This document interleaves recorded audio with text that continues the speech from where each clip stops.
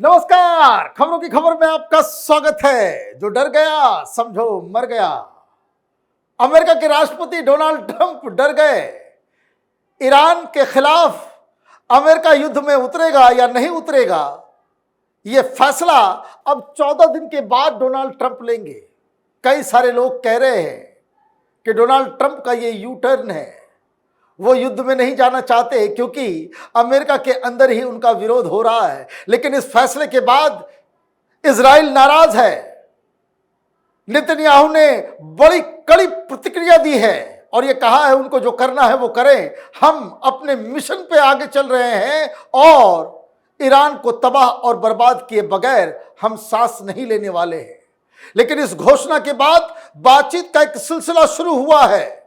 Geneva में आज बैठक होने वाली है जिसमें इंग्लैंड, फ्रांस और जर्मनी के विदेश मंत्री के साथ ईरान के विदेश मंत्री की बातचीत होगी और वहां साफ साफ ईरान की तरफ से कहा गया है कि वो अमेरिका के साथ कोई निगोशिएशन नहीं करेगा, कोई बातचीत नहीं होगी, क्योंकि इजराइल का जो हमला है वो दरअसल अमेरिका के परमिशन और उसके कोऑपरेशन की वजह से हुआ है। तो इजराइल की तरह वो भी हमारा दुश्मन है।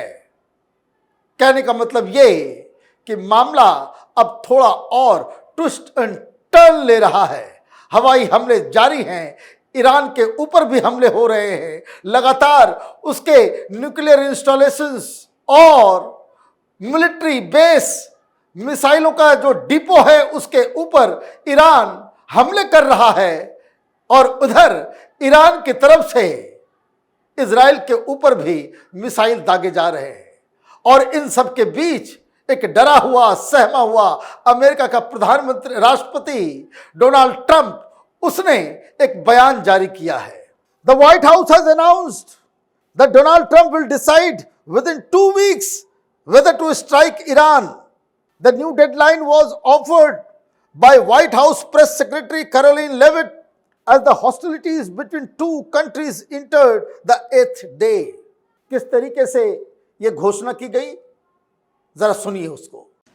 Now, regarding the ongoing situation in Iran, I know there has been a lot of speculation amongst all of you in the media regarding the president's decision making and whether or not the United States will be directly involved.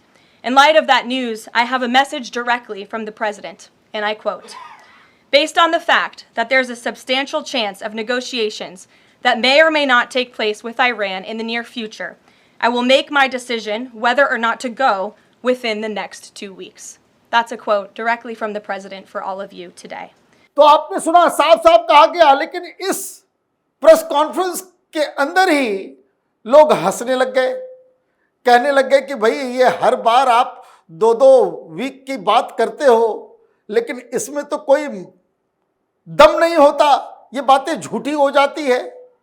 अभी 2 दिन पहले Wednesday के दिन इसी Caroline ने एक press conference करके ये कहा था कि 2 हफ्ते के अंदर ईरान के पास वो कैपेबिलिटी है कि 2 हफ्ते के अंदर वो न्यूक्लियर वेपन बना सकता है। यहां भी 2 हफ्ते ही थे। किस तरीके से वेडनेसडे के दिन इन्होंने ये कहा कि सुप्रीम लीडर खामनाई के आदेश का बस इंतजार है और ईरान के पास न्यूक्लियर वेपन आ जाएगा, जो पूरी दुनिया के लिए खतरा है। इजराइल के लिए भी खतरा है, अमेरिका के लिए भी खतरा है और ये एग्जिस्टेंशियल थ्रेट बन करके उभरा है। ये भी जरा सुन लीजिए। Let's be very clear. Iran has all that it needs to achieve a nuclear weapon. All they need is a decision from the supreme leader to do that. And it would take a couple of weeks to complete the production of that weapon, which would of course pose an existential threat, not just to Israel, but to the United States and to the entire world. And that is something that the entire world, including countries like Russia, is in agreement with, that Iran should not and cannot obtain a nuclear weapon. And that's why the president believes that, and he's believed that again, not just his political career, but frankly, his entire life. तो ये जो 2 हफ्ते का चक्कर है कोई नया नहीं है। डोनाल्ड ट्रंप से पूछा गया था कि पुतिन से बातचीत हुई, क्या इसका असर, बोला कि 2 हफ्ते का समय दो।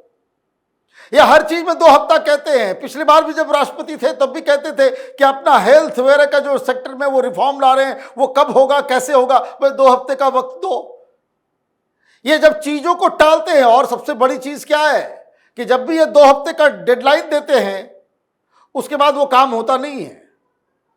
ये डर के मारे यूटर्न लेने के बाद ये हर बार 2 हफ्ते का ही बहाना बनाते हैं और ऐसा 2 हफ्ता जो कभी आता नहीं। लेकिन अब सवाल ये पूछा जा रहा है कि अचानक से ऐसा क्या हुआ? किस चीज के लिए ये 2 हफ्ते डोनाल्ड ट्रंप ले रहे हैं?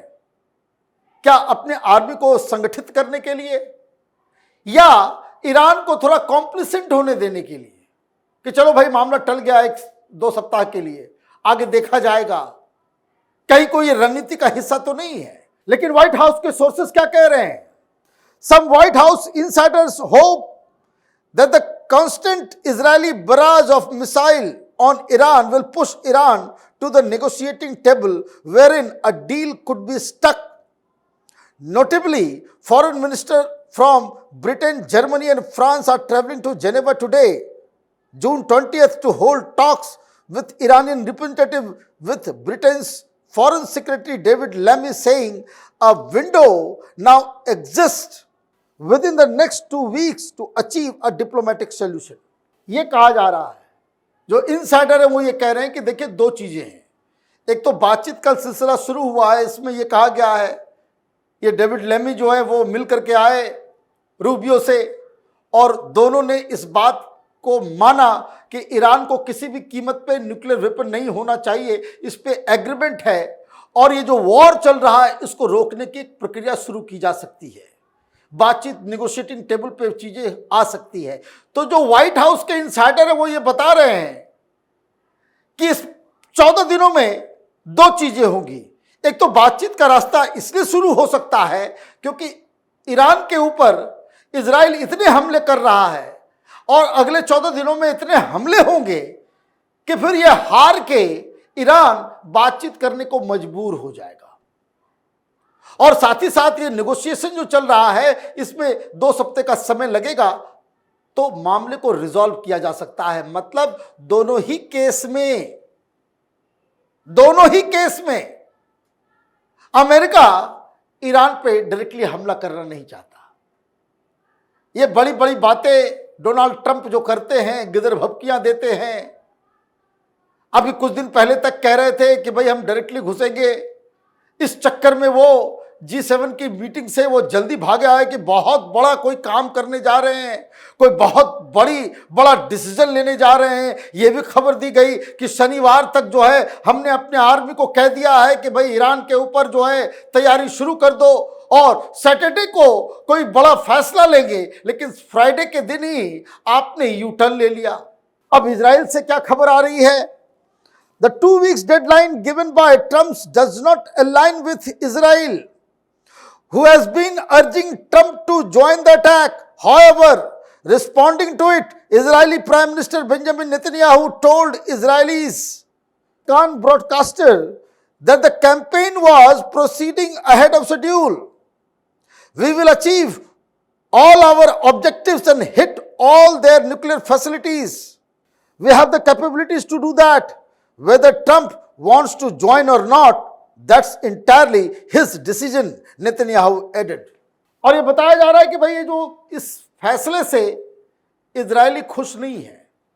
वो बार बार कह रहे थे कि भाई आओ 1 सप्ताह लगेगा, ईरान को खत्म करते हैं, खामनाई को खत्म करते हैं, वहाँ रिजीम चेंज करते हैं और सारे न्यूक्लियर जो इनरिचमेंट फैसिलिटीज है उसके ऊपर कब्जा कर लेते हैं ताकि ये जो एग्जिस्टेंशियल थ्रेट बन करके ये उभर रहा है पूरी दुनिया के लिए। ईरान से खतरा क्या है? ईरान से खतरा ये है वही खतरा जो पाकिस्तान से है। तो पाकिस्तान के न्यूक्लियर वेपन के ऊपर तो अमेरिका की नजर रहती है, लेकिन ईरान के ऊपर नहीं है कि कहीं ऐसा ना हो कि अपने ये प्रॉक्सीज जो हिजबुल्लाह है, हूती है या हमास है, ये न्यूक्लियर वेपन बना करके उनको ना दे दे और ये फिर आतंकियों के हाथ में ये न्यूक्लियर बॉम्ब आ जाएगा तो वो लंदन भी हो सकता है, पेरिस भी हो सकता है, न्यूयॉर्क भी हो सकता है, कुछ भी हो सकता है। तो ये खतरे को भांपते हुए इजराइल ये चाह रहा था कि आप जल्दी से आ जाओ, लेकिन डोनाल्ड ट्रंप गच्चा दे गए, वो भाग लिए मैदान छोड़ के। अब कुछ एक्सपर्ट्स ये कह रहे हैं कि नहीं, ये मसला सिर्फ यू टर्न लेने का नहीं है। यह ऑलरेडी डिसाइडेड है कि खामनाई का खात्मा करना जरूरी है, लेकिन उसके लिए वक्त लगेगा। बताया ये जा रहा है कि एशिया पैसिफिक से, फिलीपींस के पास से इनका दो दो बेड़ा, ये जो एयरक्राफ्ट कैरियर जहाज होते हैं, वो पर्शियन गल्फ की ओर बढ़ रहे हैं। अब जब वो इधर आएंगे तब तक 14 दिन का समय लगेगा। और भी तैयारी, फ्रांस, ब्रिटेन, नाटो फोर्सेस वो तैयारी कर रहे हैं।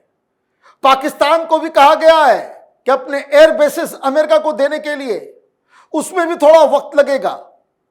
पाकिस्तान के अंदर एयर बेस बनाने में भी अमेरिका को 14-15 दिन का समय लगेगा। तो वो तैयारी की वजह से कि ऐसा ना हो कि हम जाएं और बड़ा इजी टारगेट दे दे ईरान के मिसाइल्स को, इसलिए ये सारी तैयारी करने में 14-15 दिन का समय लगेगा। तब हम इस चीज को डिसाइड करेंगे। लेकिन अमेरिका अपना डिसाइड कर ही रहा है। लेकिन ताज़ा जानकारी जो इजराइल की तरफ से आ रही है, वो ये कहा जा रहा है कि उन्होंने तो अब कसम खा ली है कि खामनाई को खत्म करके ही हम चैन लेंगे। क्या खबर आ रही है? Israeli defence minister card said the military has been instructed and knows that in order to achieve all of its goal this man absolutely should not continue to exist. कौन है ये दिस मैन? खामनाई। इसको जिंदा नहीं रखा जा सकता। मतलब साफ है कि अमेरिका इस युद्ध में शामिल हो या ना हो, इजराइल की कार्रवाई चलती रहेगी। उसके तमाम शहरों के ऊपर, न्यूक्लियर डिपोज के ऊपर, मिसाइल डिपो के ऊपर, उनके लैब्स, जितने भी न्यूक्लियर इनरिचमेंट फैसिलिटीज हैं, उन सब के ऊपर हमला जारी रहेगा। और जैसे ही मौका मिलेगा खामनाई का खात्मा भी किया जाएगा। ये इजराइल ने डिक्लेयर कर दिया। अब बातचीत भी नहीं होगी, ना अमेरिका होगा ना इजराइल होगा। ये ब्रिटेन, फ्रांस, जर्मनी से क्या बातचीत होगी? ये लोग तो खुद अपने बेड़ों को, अपने फाइटर प्लेन्स को मिडिल ईस्ट में जो है वो वहां पे पहुंचा रहे हैं। कहने का मतलब ये है कि अमेरिका डर गया, लेकिन इजराइल अभी भी लड़ाई के मूड में है। अब आगे 14-15 दिनों के बीच अमेरिका क्या करता है, इसके ऊपर सबकी नजर होगी। आप देखते रहिए कैपिटल टीवी। हमारे वीडियोस को लाइक कीजिए, शेयर कीजिए और हमारे चैनल को सब्सक्राइब कीजिए। धन्यवाद।